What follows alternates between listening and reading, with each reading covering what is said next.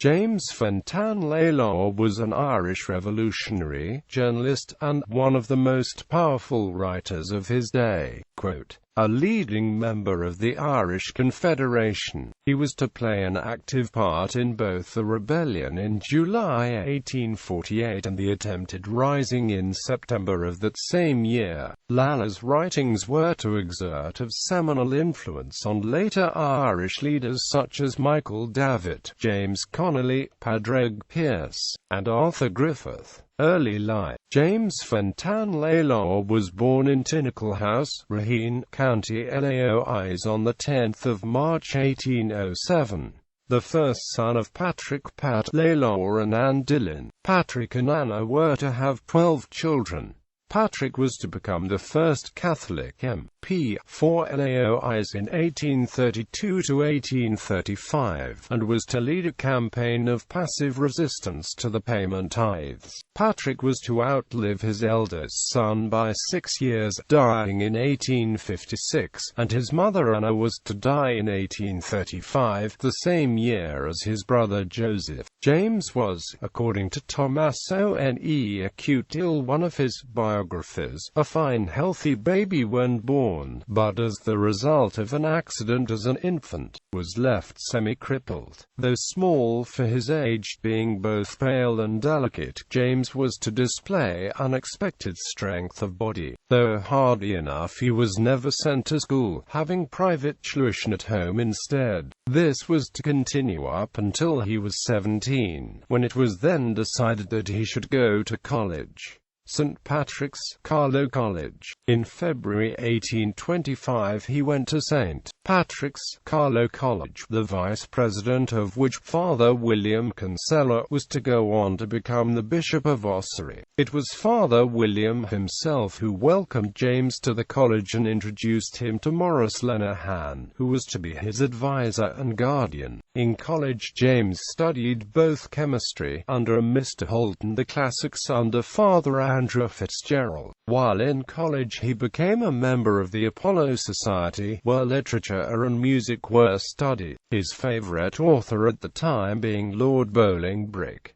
In college one of the great influences on James was Bishop James Doyle. In the controversies over tithes, education and the freedom of religion, Dr. Doyle, writing under the pen name J.K.L., was considered very influential. An atmosphere of patriotism in the college was encouraged, and this was shown later, not just in James Fintan's later life, but in that of students such as John O'Leary, Richard Dalton Williams and Maurice Lane. While in college James worked hard and learned the basics and principles not just of chemistry but law also. This understanding of law, Thomas One Acute Ill suggests, became evident from his writings later on. He suffered greatly through ill health during his time in college, and in February 1826, being ill and very weak, he had to return home. After college, not much is known about James after he left college, most information being based on oral tradition. One suggestion is that he became an apprentice to a Dr. John Jacob, who worked in Portlaoise County Hospital.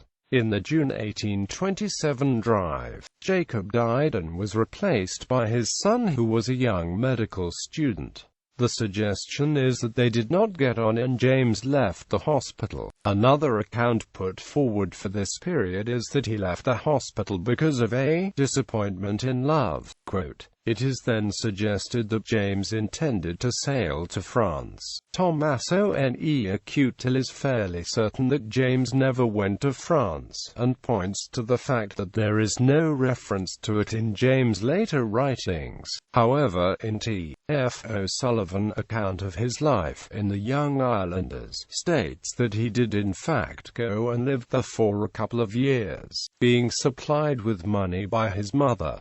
What is known, though, is that there is no real definite account at all about him for several years. Tithe campaign. Catholic emancipation had been granted in 1829, and according to Pádraig Lalor, Catholics would never be fully free while the burden of a foreign faith was on them in the form of tithes. Supported by his family, Pádraig at a public meeting in Portlaoise said he intended to give up paying tithes to a foreign faith. As a result of this declaration, Arthur Moss, who was the secretary of the grand jury, asked Pádraig to call off his campaign offering to give him a receipt for the year's tithe, but this he refused. Moss then offered him a receipt that would free him from tithes for the rest of his life, and this was also refused. Shortly after, the proctor seized 20 of the brothers' sheep, but they got replevin and the sheep had to be returned. When the sheep had to be sold, the family painted tithe on them, which meant no one would buy them. On the way to Smithfield Market in Dublin, no one would offer any help to the drovers. In Dublin, the only bid for them was from the steward of the Rev.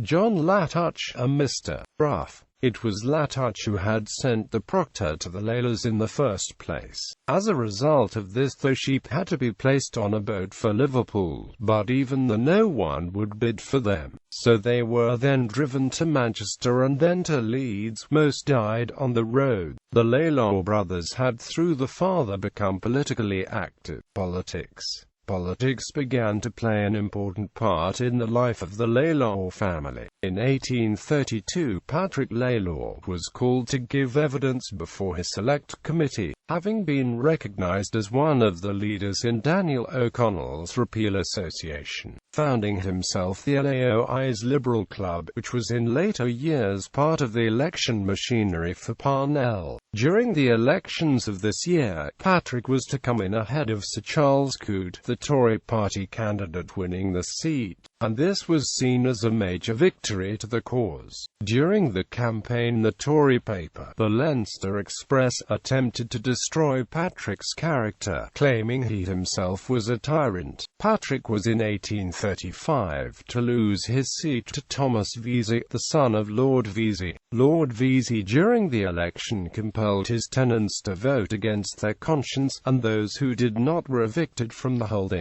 Around this time there were a number of secret societies in Ireland, with names such as the Blackfeet, Whitefeet and the Terrayalds. These groups originated from the white boys of the previous generation.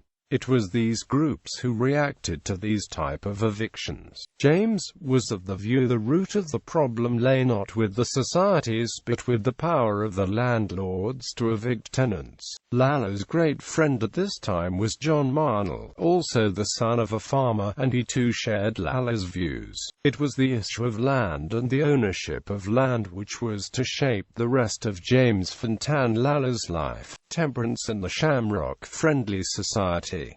In 1838, Father Matthew, the temperance priest, began his campaign. In just a year or two of starting this campaign, millions were to give up alcohol. One such society was formed in Raheen, and Fintan Lalor became a member. In the November 1840, he then proposed that the society should become an association and that it should have additional aims also. This was agreed and the name was changed to the Shamrock Friendly Society. In this society they planned to organize free legal aid to help the poor, as well as organize reading and promote healthy games. In addition to the society, Fintan Lalor was influenced by a group of agrarian reformers in his native county. They were led by William Connor, who suggested a scheme for arbitration on rents and fixity of tenure for tenant farmers. Connor's suggestions were to find few supporters, but Fintan Lalor was one of them. He became closely associated with Connor and spent weeks at his house near Athy. He also attended Connor's public meetings, which were held in various parts of Kildare and LAOIs.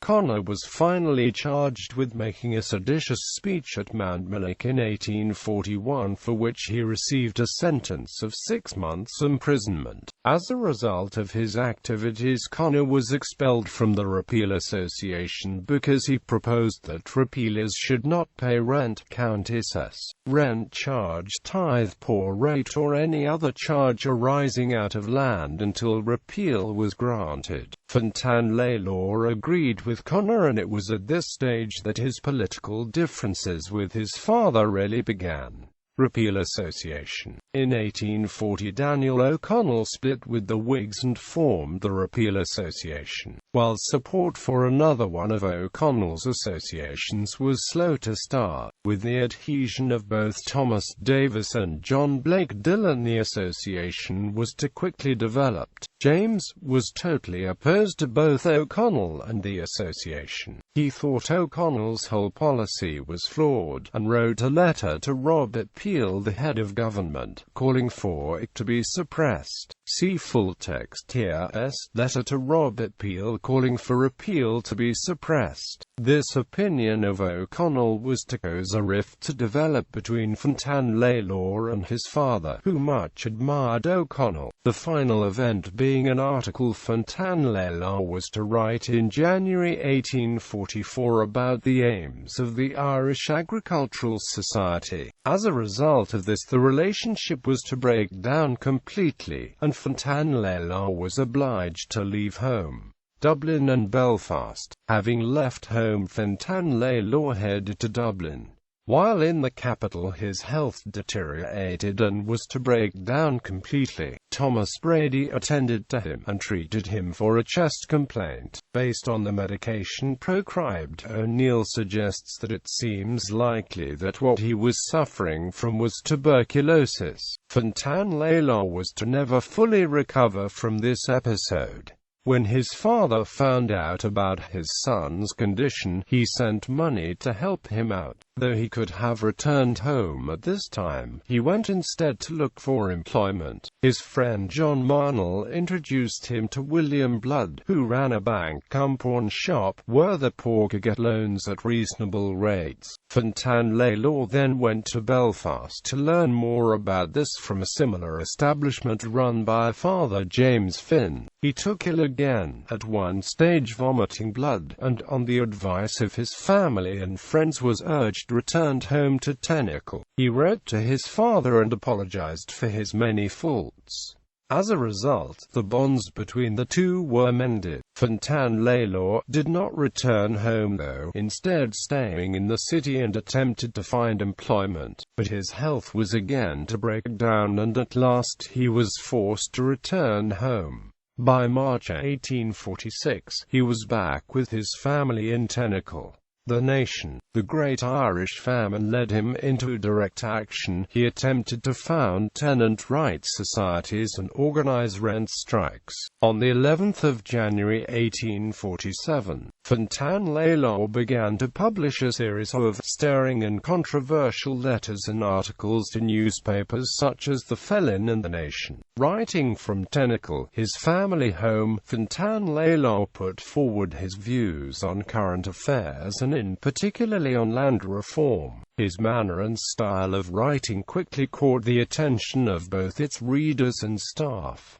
T.F. O'Sullivan commented that the journal realized that a new force had arisen in the political world. Quote, in the first letter, Fintan Lalor stated that, contrasted with the question of the land repeal, was a petty, parish question. Quote, on this he was quite emphatic. I will never contribute 1 shilling, or give my name, heart or hand for such an object as the simple repeal. Quote, commenting on the Irish Confederation, which was about to be formed, he advocated that its policy should be one of national independence. Quote, he then proceeded to outline the policy he would approve on obtaining independence. In what form of words you please, but denounce nothing, prescribe nothing, more especially of your own freedom of action. Leave yourselves free individually and collectively. Quote, He continued, if any resolution or pledge be adopted to seek legislative independence by moral force and legal proceedings alone, with a denunciation or renunciation of all or any other means of proceedings,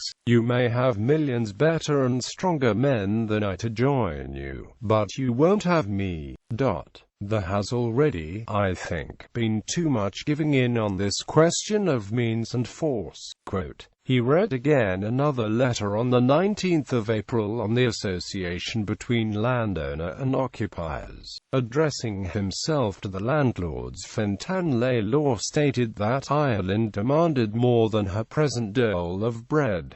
Her demand was for a new constitution. In his third letter titled Tenants' Rights and Landlord Law, he addressed the subject of the famine. Famine, more or less, was in 500,000 families. Famine with all its diseases and decay. Famine with all its fears and horrors. Famine with all its dreadful pains and more dreadful debility. All pined and wasted, sickened and drooped. Numbers died. The strong man, the fair maiden, the infant, the landlord got his rent. The 8,000 individuals who are owners of Ireland by divine right and the grant of God, confirm in sundry successive acts of Parliament, have a full view of these coming results and have distinctly declared their intention of serving notice to quit on the people of Ireland. The landlords have adopted the process of depopulating the island and are pressing it forward to their own destruction, or to ours. Fintan Lalor's view was that the landlords were enforcing self-defense on us. In the September 1847, Fintan Lalor, along with Michael Davitt, organized at Holy Cross in County Tipperary, for the purpose of putting forward his views on land reform. The meeting was failed to produce the results he wanted, lacking both eloquence as a public speaker, and his weak state of health also rendered him unfit to conduct a public campaign. The Irish felon, John Mitchell, one of the Confederation leaders, was very impressed by Lalor's views on land reform, and in a letter to William Smith O'Brien, himself the leader of the Confederation, said of him, Mr. Lalor does not now go for the whole of his system, but contemplates violent pressure on the landlords of those districts to coerce them into a fair settlement of the tenure question. The coercion, too, take the form of non-payment to such landlords as hold out, a policy Mitchell was later to adopt. Having failed to rouse the farmers, Lalor retired again to Tenacle, and it was not till the June 1848 that he again took to the public stage. He cooperated with John Martin in writing for the Irish Felon, which started on June 4, 1848. The publication of the Irish Felon, being in response to the suppression of John Mitchell's United Irishmen, and the transportation of Mitchell. Among some of the titles were What Must Be Done, The Faith of a Felon, Resistance, his final one being Clearing Decks, on the 22nd of July 1848. T.F. O'Sullivan was to describe Fintan Lalor writing as powerful, of which 3 were included later in the indictment against Martin for treason felony. Fintan Lalor, responding to the indictment, wrote to the Under-Secretary, and took responsibility for the articles, and asked that the charges against Martin be dropped, stating that he would take responsibility. This was refused and Martin was, like Mitchell, transported. This prompted the following response from Fintan Lalor: the rights of property may be pleaded. No one has more respect for them than I have, but I declare among them the robbers' right by which the lands of this country are now held in fee for the British Crown. I acknowledge no right of property in a small class which goes to abrogate the rights of a numerous people. I deny and challenge all such rights, howsoever founded or enforced. I challenge them as founded only on the code of the brigand, and enforced only by the sanction of the hangman."